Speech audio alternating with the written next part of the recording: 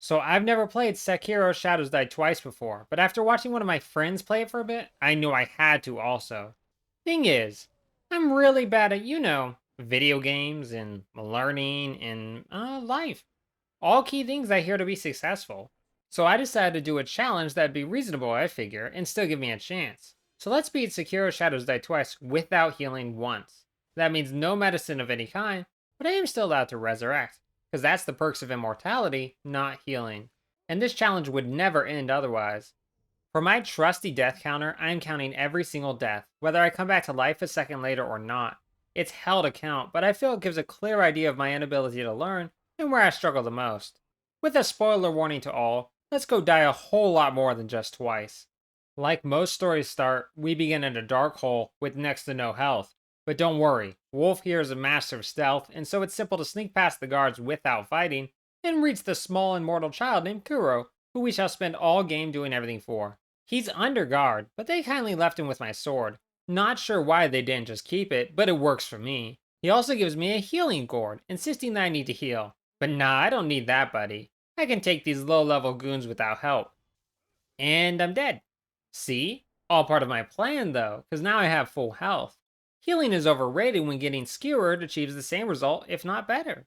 And now I can easily beat these goons for real this time and face off with their leader. Thing is, he's a tutorial boss, which means I only almost die instead of actually dying. No, the real dying is for later, and plenty of it. First I have to beat the first real boss of the game, learning to jump without falling back down. Surely not a good sign of things to come. But when I masterfully barely manage that, I call Kuro to me with a whistle and he just magically appears. Was there an easy route that I just completely failed to take, but he had the sense to? Frick. Thanks for not telling me, kid. We rush to escape, but unfortunately there's a lone dark figure standing out here in this field. Well, that's never a good sign. Go away! You can have the kid! He's all yours! I barely even know him! In fact, I was just on my way to give him to you. Just, please, leave me alone! Unfortunately, no amount of running, poorly defending myself, or bunny hopping away saves me from losing an arm and going to nap for a little. You might think things aren't looking too good for me, but think on this. I wake up with a new cool prosthetic arm that shoots a grappling hook out of it so I can live my Spider-Man dreams. Plus, I no longer have to take care of a child. So a win-win. Unfortunately, it doesn't stop me from getting torn apart by the first mini-boss of a general I come across, but hey, I now come back to life. Hence the name, Shadows Die Twice. But I also immediately die again, since like I said, it's called Shadows Die Twice. I can't die just once after all, or I'll be calling the game a liar. With the power of luck, God, and anime on my side, I do manage to beat the general the next go around, but it's here where things go less than splendid. Nice to see my first real roadblock is oh so quick when I face off with this chained ogre. Perhaps attacking a tied-up opponent isn't very honorable, but heck, neither stabbing a bunch of people in the back, and that's one of my favorite hobbies. Plus, I need every advantage I can get against this fella, as he uses every WWE move on me as it becomes apparent John Cena taught him everything he knows. Except invisibility, thankfully, but he doesn't seem to need it. If I'm not getting yeeted to lands unknown, I'm getting to enjoy the wonderful taste of dirt or his massive unwashed fist. At least I'm gonna make so much money from the Tooth Fairy tonight. The best moments are where I almost win, and then I pull a shenanigan guarantee of dying just before victory due to my own stupidity, so I can spend another half an hour fighting the guy. At least when he goes down, the next general doesn't take long thanks to the power of sneak attack and cowardice. My two best qualities, I'd say. I proceed to be hunted by a giant snake, but it doesn't matter what these Girl Scouts look like, they're not going to get a cent out of me. I truly feel invincible, and by that I mean having about 6 mini heart attacks all in a row when I go right through its mouth and somehow don't die. Whatever luck I had there quickly flees from me when I'm ambushed by the world's loudest horseman. My name is Kyobu Masataka Oniwa! Funny enough, that's how I enter every room, though obviously I don't introduce myself with his name. That'd be weird. But everything else is pretty spot on. Mr. Horseman makes me another casualty of the battlefield for a little, but it doesn't take too long to deflect his attacks enough to send him off to the gates of heaven so he can scare everyone up there with his introduction. Per usual, not having much trouble with a boss means plenty of trouble with the next minions I come across. Loves to happen every time. Might as well take a break from the present and head back into my memories so I can remember getting my butt kicked a ton by bandits of the past. I do get to show off the greatest move ever created though. The Mikiri counter is my saving grace to many a fight where I should probably absolutely lose. And best of all, it's one of the coolest things I've ever seen, perhaps only beaten by Mr. Freeze, ice cream, and a walk-in freezer. I stumble across my adopted dad, Al, who dies on me, but just in case, I make sure to finish the job. I don't want any zombie father to deal with later. I then repeatedly get into a fight with a large drunk man and his men. Engaging in hit and runs really works for me here, but it takes quite a bit to finally beat the leader. It helps that even though I just slaughtered all his men, running around a corridor repeatedly for just a little makes him forget I'm there and leads to an easy sneak attack. Not the brightest fella, especially seeing when he keeps trying to drink more of his Mountain Dew mid-fight, leading to his very timely death. And look, it's Kuro again. Or not yet again, since it's 3 years in the past. But oh, I don't know, it's the boy I'm really bad at protecting for the second time. And threatening him is Lady Butterfly, who, like most old ladies, insists on flinging sharp objects at me and kicking me to death. You know how in those princess movies they always insist on proper posture as being so important? Well, they were right. Turns out if you don't keep that back straight and chin up and your posture breaks, it makes for an easy death blow. The Princess Diaries must have been way more brutal than I thought. Butterfly here takes a bit to get to her death blow, but when I manage, I can finally be at peace. Or not, since it turns out that was an illusion, I think, and now I have to fight her again. It takes a bit to learn, but we managed to create quite a dance of just strike, strike, deflect, strike, strike on repeat, with a tad bit of jumping around thrown in there for extra coolness. What really hurts me about this fight is watching my friend a few days earlier beat it on his very first attempt ever. Truly impressive for him, but I lack the skill to replicate that, and so it wounds me deep. But now she's dead, and it looks like Wolf gets to join her. Wait a second, if this is 3 years ago, how did I die? Oh, I see. The resurrection thing is not just a game mechanic, it's really something he can do thanks to the immortality provided by Kuro. Is it also canon that Wolf sucks at fighting and is getting by using sheer luck, or is that just me playing him? Only way to find out, I guess, is to ask Kuro himself. In order to do that, it's time to break into the Ashina Castle. After lots of minion fighting, a giant fireball bout, getting a hickey from some creepy guys in a cave, blown apart by a very purple, glowing guy in the same cave, more minion fighting, having tons of trouble with this general for no reason other than I suck, getting wrecked by a loony fella on a kite, and assassinating a bunch of old people, I was finally deep within the castle. So much pain to get here, and only this one mini-boss stands in my way. And you know something? He basically only has one move he loves to spam. The thing is, it's a really good move. Extremely fast, and even though I know when I'm supposed to counter, I suck, and therefore always die. Oftentimes, he loves to kill me again before I can even get back off the ground. Really not cool. I try to even the playing field with a flamethrower, but that only gets me so far. For 40 minutes, I experienced the lovely taste of steel hitting my face before I finally managed to bring him down through, honestly, sheer luck. I'm rad enough to admit I should have died 1,000 times more to that guy, but luck carried me through. With his death, I can breathe a sigh of relief and go get immediately into a boss fight with next to 0 health. It's the guy who took my arm at the start of the game. He wants Kuro's blood to save his people from being wiped out, but that's my young child to protect, if you would just kindly ignore earlier when I was trying to give him up. And look at that, he's not going to settle just for my character's arm this time. Nope, he's going right for my soul. And I do mean mine, not the wolf's.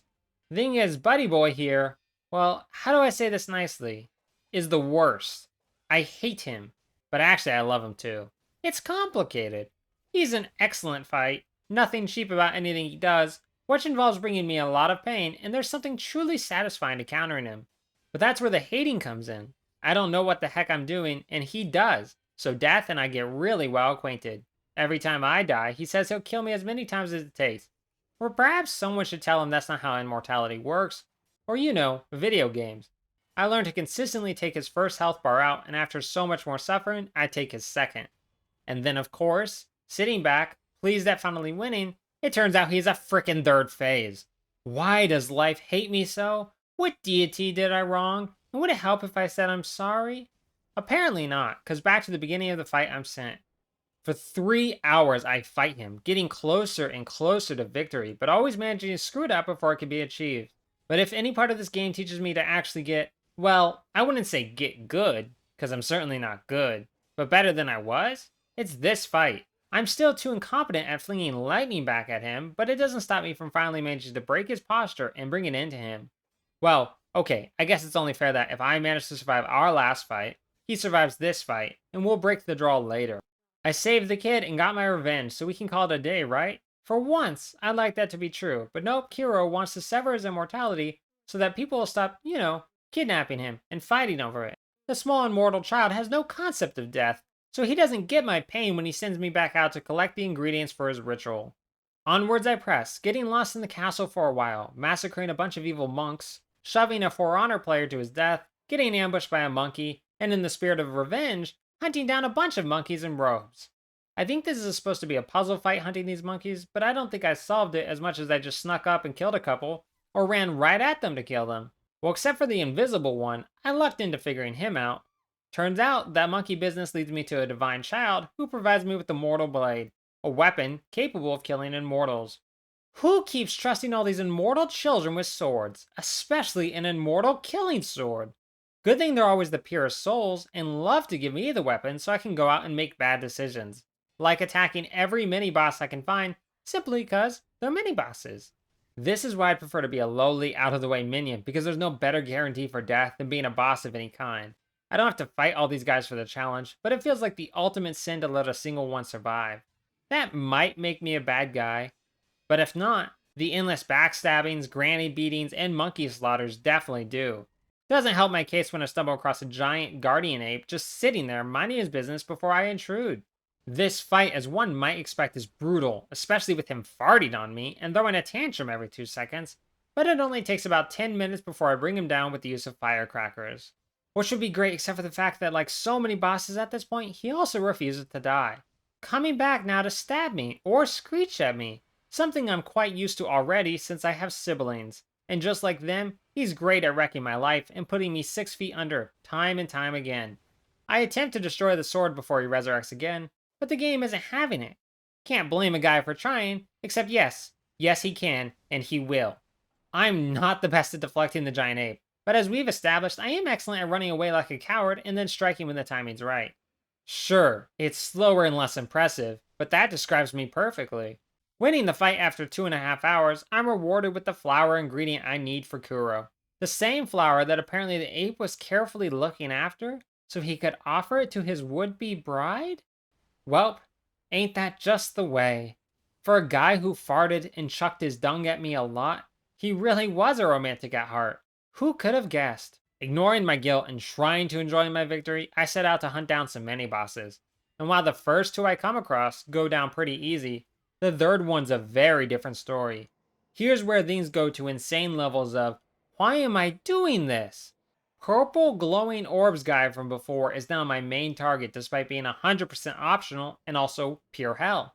He takes very little damage, constantly flies away from me, loves to surround himself in deadly orbs, takes forever to break his posture, and loves to always kill me right before I can win. He's a sheer fight of patience, and that's certainly not my best quality, or really even a quality I possess. For 3 hours I fought this orb-loving, annoying mini-boss till I finally had the sense to look him up and learn he's weak to confetti.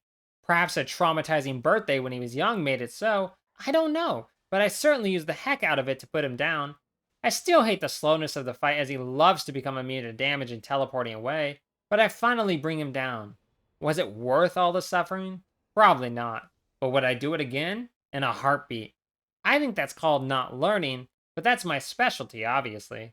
With his death, I set out for more adventure, ambushing that poor Girl Scout from before, collecting a bunch of rice from the Divine Child, trying very poorly to sneak past another giant snake, vaporizing a man with a fan, and then finally coming across an old friend.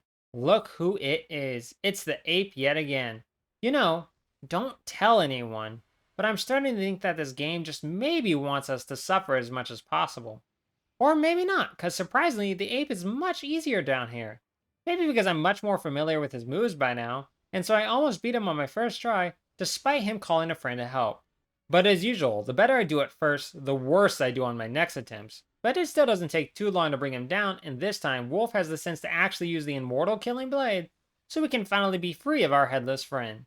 I go and take my rage out on a bunch of villagers, who happen to be zombies, which is just a happy coincidence, before coming across a spinning murderous ghost. I would love to fight her, but it turns out she'll be the one mini-boss I'm not allowed to fight, as I learned that beating her provides you with healing on death blows from then on, so I'm forced to continuously run right past her. And I do say continuous, because a huge purple punk of a monk keeps sending me to shinobi heaven. Which heaven is anywhere that this lady isn't, because she hurts a lot. This game is going to give me a phobia of the color purple at this rate, and I don't appreciate that at all. I don't need Barney the Dino or Grimace to get any scarier to me than they already are. I do manage to win through an extremely defensive strategy, and onwards I go for the grand reward of a rock. I'm really living large now. I rush to return these items to Kuro, and by that I mean I die and suddenly find myself back in the dungeons of the castle, but whatever works. The place is under attack and way deadlier than before, but I do manage to reach the top after taking care of a second chained ogre and an annoying poisonous ninja. Here we find Papa Bear, or would it be Papa Owl, who is in fact alive despite my best efforts and is here to steal Kuro's immortality. That won't do, as I've come to actually like the kid, and well, frankly, Papa sucks. Owl tries to assassinate Wolf, but that only allows for a super cool dramatic block shot. If only I could follow that up with some skillful fighting, but you know me by now, that's not my way. Owl is a shinobi, so he loves to use every tactic to win as well. After dying to him a few times, I actually was surprised, because he didn't seem that hard despite my deaths. And of course that means the next attack on him led to instant death, as my controller's block button breaks and becomes unusable. I know Owl cheats, but this is taking it a bit far.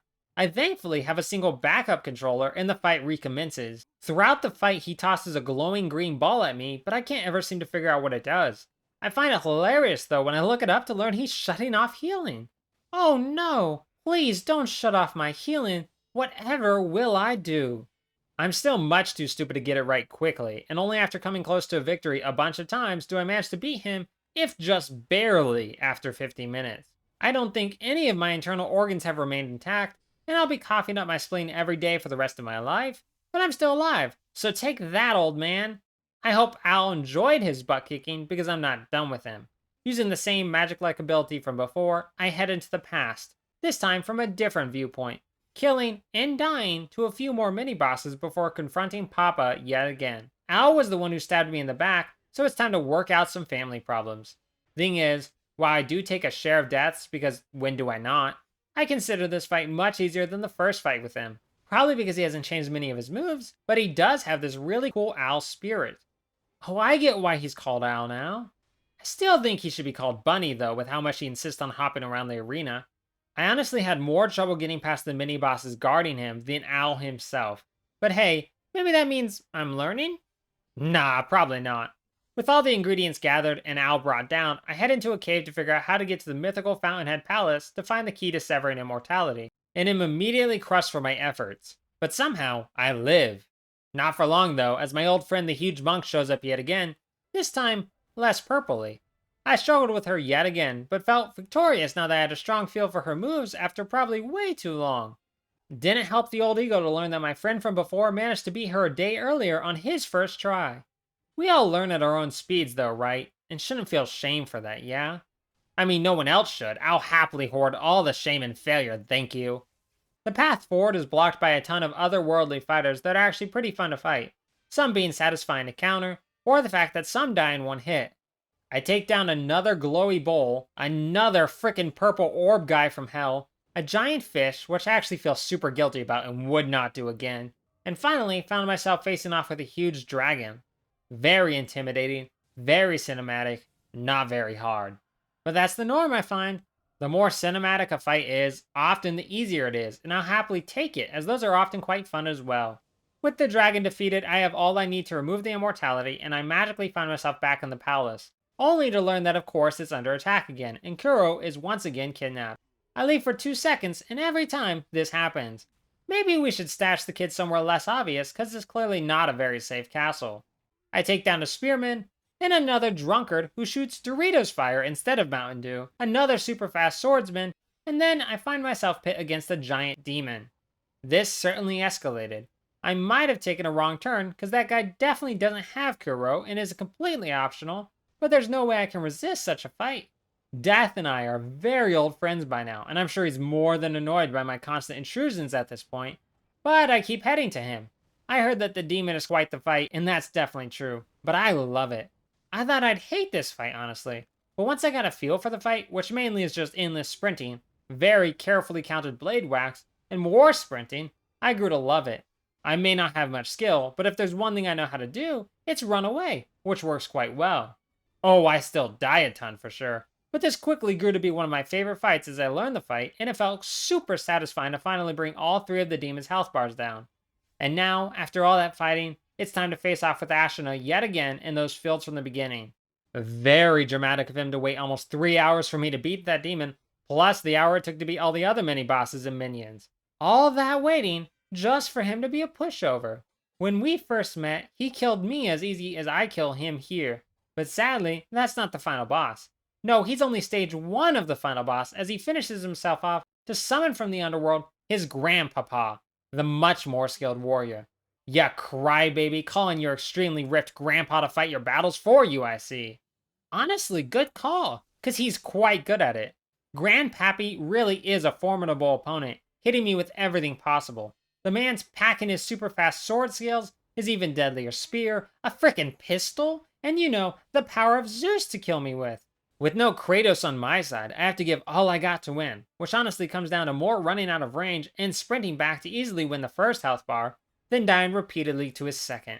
When I finally learned how to parry all his moves, or bounce on his head like Mario, he loves to strike me down before I can do the same to him, which is obviously bad. But finally, after 2 hours, with a little help from Zeus, I'm able to stun and then beat the ripped old man up enough to finish the fight and say, huzzah! Time to sever some immortality and win the game. After 42 hours, 30 minutes, and 1,440 agonizing deaths, I've beaten Sekiro without healing. As it was my first time playing, I forgot healing is even supposed to be a mechanic in the game, honestly, and I can't miss what I never had, right? Thank you all for watching, and I hope you enjoyed. Now go keep a close eye on your shadow and make sure it doesn't try to die once, let alone twice. See you later, friends.